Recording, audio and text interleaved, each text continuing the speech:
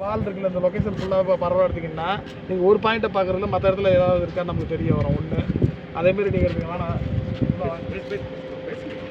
அதேமாரி எடுத்து அந்த ஃபோட்டோஸ் இல்லை நேரடியாக வந்து யாராவது போகலாம், நம்ம போய் பக்கத்தில் பார்க்கலாம். இந்த வீட்டுக்காரங்க விசாரிப்போம். விசாரிச்சுக்கிட்டு அவங்களுக்கு எதுவும் தகவல் தெரியல, இல்லை நமக்கு ஏன் பிரச்சனை, சாட்சி நம்ம விட்னஸ் ஆக்கிட்டாங்க, நம்ம அலைன்மெண்ட் இல்லை. அதுதான் இப்போ நம்ம போய் அங்கே பார்க்கும்போது இப்போ அந்த இடத்துல ஒரு லேடர் இருந்தால் தான் அது எட்டும் அப்படின்னா அந்த லேடர் எங்கேருந்து வந்தது? அவன் பொண்ணுக்கு இந்த ஹைட் இருக்குது, அந்த பொண்ணு கை நீட்ட எட்டலை. அடுத்தது நீங்கள் போய் நிற்கிறீங்க. உங்களுக்கு இப்போ போஸ்ட்மார்ட்டம் நடந்துட்டு இருக்கு. இப்போ நீங்கள் போயிட்டு வந்துருக்கீங்களா பசங்க? ஆமாம், லொக்கேஷனுக்குள்ளே போயிட்டு இந்த டைம் வேஸ்ட் பண்ண வேண்டாம். ஃபோட்டோஸ் காப்பியை தெளிவாக எடுத்துக்கலாங்க. அதெல்லாம் எடுத்து முடிச்சுட்டு பக்கத்துலேயே விசாரிக்கலாம். இதுக்கு பிறகு என்னன்னா அந்த பொண்ணு பேசுனா அந்த டேட்டு யார்கிட்ட இருக்குது, யார் செல்லு கூப்பிட்டு நிற்கலங்க. இப்போ நம்மளுக்கு இதில் என்ன இதுங்கிறது சந்தேகங்கிறது கன்ஃபார்ம் பண்ணுங்க. போஸ்ட்மாஸ்டர் அவர் நகை பற்றி பேசி நமக்கு இசைவ் ஆகிட்டு உயிர் போயிடுச்சு, அதுக்குன்னா நீதி வேணுங்கிறத ஃபஸ்ட்டு. ஏன்னா ஏழை மக்கள் எல்லாமே பார்ப்பாங்க, அவங்க நிலையிலேருந்து அவங்க பார்ப்பாங்க. நான் என்ன சொல்கிறேன்னா நகை மெட்டீரியல்ஸ் அதெல்லாம் அப்புறம் பார்த்துக்கலாம். இப்போ இசைவ் அதில் என்ன சந்தேகமாக வந்து ஏன்னா அவன் வேறு கம்யூனிட்டி, நம்ம தலித் மக்கள் நம்ம எல்லாமே அந்த கோணத்தில் பாருங்கள். அதில் நமக்கு இதுன்னா அவன் நடவடிக்கை எடுக்க சொல்லி நம்ம என்னங்கிறது அதுதான் இப்போ நம்ம அதை முடிவு பண்ணுங்க. அதை செய்யுங்க. இவங்க சைடில் என்னன்னா இப்போ அந்த பொண்ணு வந்து ஃபோன் பேசி எங்கள் வீட்டில் வந்து இந்த பிரச்சனை சொல்லுங்க. ஆமாங்க, கண்டிப்பாக 10 மாதம் எங்கள் அப்பா வீட்டில் வந்து வந்திருக்கு. வந்த பிறகு நாங்கள் வந்த பிறகு எனக்குள்ள பிரச்சனை இருக்குது, இந்த மாதிரி இருக்குது, நான் என்ன பண்ணுறது தெரியல. அண்ணனுக்கோ அப்பா அம்மா யாருக்கும் ஃபோன் பண்ணியிருக்கலாம். அப்போ அவங்க கடைசியாக அது பேசுகிற வார்த்தைகள் என்ன அப்படிங்கிற விஷயம் என்னன்னா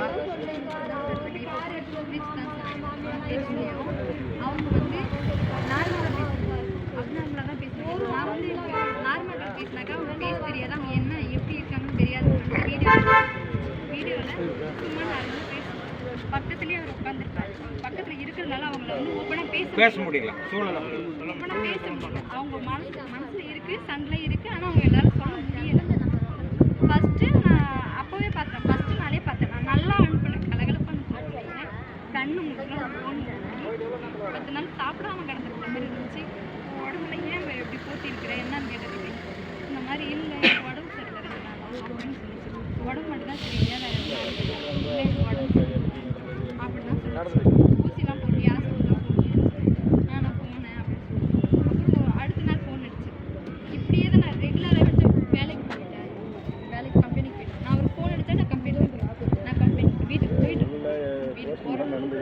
ஏதாவது சரியான முடிவு ஒன்று எங்களை வந்து இப்போ அவங்க ஏதாவது டவுரி இதுமாரி வந்து சாதி சார்ந்தோம் இல்லை நகை போக்குவரத்து இதுமாரி ஏதாவது பேசி பிரச்சனை நடந்ததான் யார் மூலியமாக வச்சு பேசி கேஸ் கொடுத்து அதோடைய பேர் சிஎஸ்ஆர் காப்பி, அந்த பெடிஷன் காப்பி, ஜெராக்ஸ் இது மாதிரி இருக்குதா?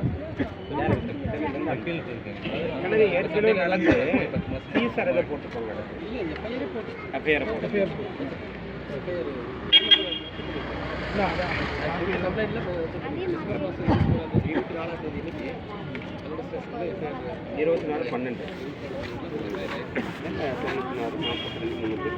அடிச்சிருக்காங்க. நாங்கள் கொடுத்தது ஒரு கேஸ் அவங்க மாற்றி இஷ்யூ இருக்கு தோழா. இல்லை அதான் அது நம்ம அது இப்போ இல்லை. ஆனால் இப்போ என்னன்னா எஸ்எஸ்சி பிரிவிஸ் ஆக்டிங்கில் வந்து இது வழக்கு பதிவு பண்ண சொல்லணும். ஒன்று இந்த அவங்களுக்கு இன்னைக்கு வந்து இழப்பீடு வந்து அதுக்கு என்னென்னா நம்ம ஒத்த கருத்து முதல்ல ஏற்படும். தோழர் இரவே போயிட்டு தெரியுமா, கனகராஜ் மாநில செயலாளர் தீண்டாமொழி பண்ணுங்க இரவே போயிட்டாருங்க. எங்களுக்கு இரவே எல்லாத்தையும் தகவல் சொல்லி வர வச்சுருக்கோம். பாதிக்கப்பட்டாங்க. இப்போ என்ன தோழர் தம்பிங்க பாருங்க, நகை வாங்குறது, அந்த மெட்டீரியல்ஸ் எடுக்கிறது அதெல்லாம் அப்புறம் வச்சுக்கலாம், புரியுதுங்களா? ஃபஸ்ட்டு நம்ம அநீதி ஒரு உயிர் போயிருக்கு, அந்த குழந்தை விட்டு போட்டு ஒரு சாதிக்கோ அவன் ஒன்றா வாழ்ந்துருக்கலாம், குழந்தை பெற்றுருக்கலாம். இந்த சாதிய மனநிலையில தான் பிள்ளையை கொடுமைப்படுத்திக்கிறோம். அவருங்க ஏற்கனவே கிரிமினல் கம்ப்ளைண்ட் எஃப்ஐஆர் ஆகிருக்கு, புரியுதுங்களா? நம்ம ஒன்று கொடுத்து போலீஸ் ஒன்று போடுவோம், அது உண்டான நடைமுறை. இந்த சூழலாம் இந்த பாதிக்கப்பட்ட பொண்ணுக்கு ஒரு நீதி உடனே இப்போ போஸ்ட்மார்ட்டம் பண்ணி போலீஸ் பொறுத்தவரைக்கும் உடனே டிஸ்போஸ் பண்ணி வாங்கிட்டு போகிறத தெரியும்.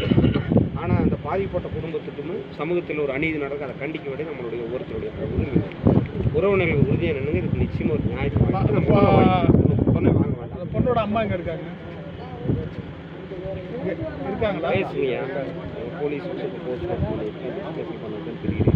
இல்லை அவங்க கையெழுத்து யாரும் போட வேண்டாம். அப்புறம் பண்ணி அதாவதுங்க போஸ்ட்மார்ட்டம் இல்லை நம்ம என்ன சொல்லிடலாங்க, ஒரு குழு நாங்கள் போய் பார்க்குற சம்பவம் இடத்த பார்த்துட்டு நாங்கள் கலந்துட்டு சொல்கிறோம், அது வரைக்கும் நாங்கள் உடலை வாங்க மாட்டோம் அப்படின்னு மட்டும் சொல்லிட்டு அவங்க உயரதிகாரிக்கு பாஸ் பண்ணிட்டு இருப்பாங்க. அது ஒரு இஷ்யூ போயிட்டு இருக்கு, மீடியாவில் வர சொல்லி ஒரு இஷ்யூ பண்ணியிருக்கோம். மற்றது வந்து நியாயம் வேணும், இழப்பீடுனா நம்ம மறுடுறது பதிவு பண்ணால் ஒரு கொலை வழக்கம் உடனே இடைக்கால நிவாரணம் உடனே கொடுத்து சொல்லி இடைக்கால நிவாரணத்தோட உடனே வாங்கிக்கலாம். அதான் ஆமாம் சிஎஸ்டிலே வாங்கி ஃபோட்டோகாப்பி பண்ண சொல்லிடலாம். ஃபோட்டோகாப்பி எடுத்துட்டு அவங்க இல்லை எடுத்துருங்க ஒரு நாளைக்கு ஜெராக்ஸ்